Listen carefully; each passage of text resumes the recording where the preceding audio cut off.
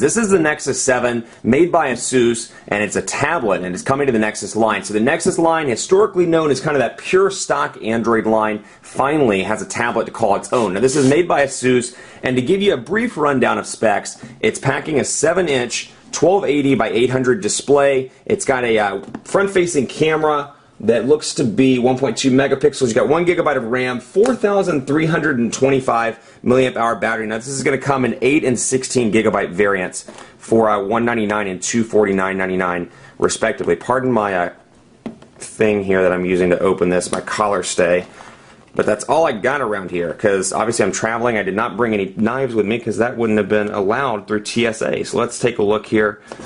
There we go, Nexus 7, finally. And this is a Google I/O specific version. According to what I've been told, it has a white back and it kind of looks like a golf ball on the back. You can see the Nexus tablet here, 7 inches, which, you know, for a lot of people, maybe a nice sweet spot. I know a lot of people that don't care for the 7-inch form factor also. And again, in case I didn't mention it, Android 4.1 over here, Jelly Bean, out of the gate, and it has all those benefits that we talked about in the Galaxy Nexus Android 4.1 walkthrough. It's got the improved search stuff, and it's packing a quad-core NVIDIA Tegra 3 processor with a 12-core GPU. So again, this thing should be relatively quick out of the gate. Like 4,325 milliamp hour battery should be good with a 7-inch tablet. Power it through the day and get you through the day with reading your books, watching your movies without an issue. Looks like you have a power button over here, volume rocker there. You've got a 3.5 millimeter headphone jack there, a micro USB charging port at the bottom, and then up top, absolutely nothing. Again, kind of a golf ball texture on the back with Nexus written back there. Now out of the box, let's see what you get. You get a box. You get a box within a box. That's pretty exciting.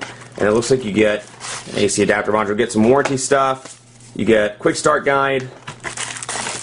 You get an AC adapter module. Let's take a look at this AC adapter module actually. So I want to see ASUS/Nexus, and then you get a USB cable as well out of the box. And we'll keep that all down in there, make it look really pretty.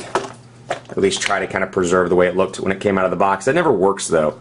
Every time I repackage stuff to send it back to people, like, my packaging jobs are just terrible. So it's powering up right now, Android 4.1, and a relatively thin device. You know, like I said, the 7 inches, for me, I think 8.9 is a little bit more of a sweet spot, but 7 inches, good for reading, probably good for typing on. You can see it starting up right now. And then it's coming in the, this is actually something I meant to tell you in the unboxing, or the earlier part of the unboxing. It's coming in mid-July. Like I said, 8 gigabyte, 16 gigabyte variants. You can pre-order it now and it should ship in a couple of weeks. So it's got a new welcome screen. Select the Wi-Fi.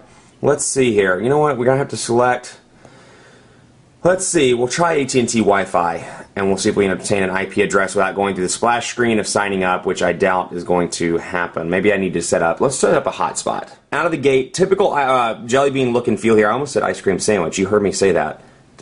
YouTube. So widgets over here, kind of same look and feel, but take a look again at the speed, because this is something called Project Butter, which they announced or showed off at Google I/O yesterday. And you can see that overall, it's just, with the exception of that, it's pretty fluid in comparison to Ice Cream Sandwich and other previous builds of Android, Gingerbread, Froyo, things like that. So you got 6 things down here you can customize. So if I don't want Play Store down there, I can move it out. But again, the transition effects, all very smooth. And then when you do something, recent applications probably isn't the best example. Let's say YouTube, for example.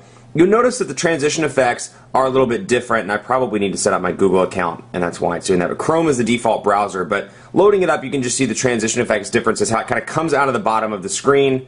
And then I've got my typical on-screen buttons here as well. Huge bezel around this device. You can see camera up top, but you got a lot of plastic around the display. Still relatively easy to fit in the hand. I mean, it's obviously a big device because it's a tablet, but in comparison to like an iPad or something with a 10.1-inch display, the Galaxy Tab, something like that, it seems to be pretty easy for something like book reading, for the occasional magazine reading, and you can see how the unlock screen works as well. Volume rocker over here, typical look and feel. And I can come in here and select notification sounds as well. Settings, no real differences here in the way that it looks and feels, but you're going to notice out of the gate, you get Play Magazines and then you get Google Currents as well, which is a nice little news, kind of newsreader thing. I'll show it to you actually. We'll go into Currents and take a look at that, and I'm going to have to add a Google account. So let's do an existing. We'll go ahead and do Heron Baker. Heron Baker. And bear with me, I'm going to put the password in. There we go. Sign into that. And we'll take a look. Yeah, let's back up and restore, because we're going to restore Heron Baker. Heron Baker's hitting the Nexus 7 tablet. So we'll see Currents here and we'll take a look while it's loading up and doing its restore thing.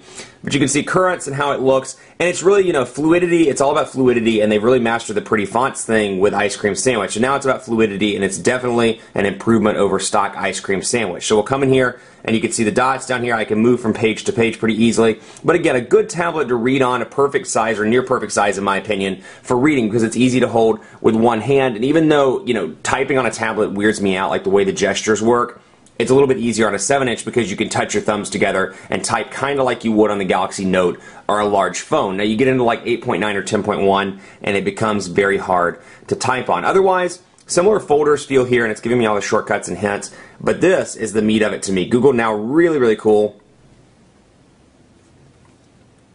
What's the weather in San Francisco?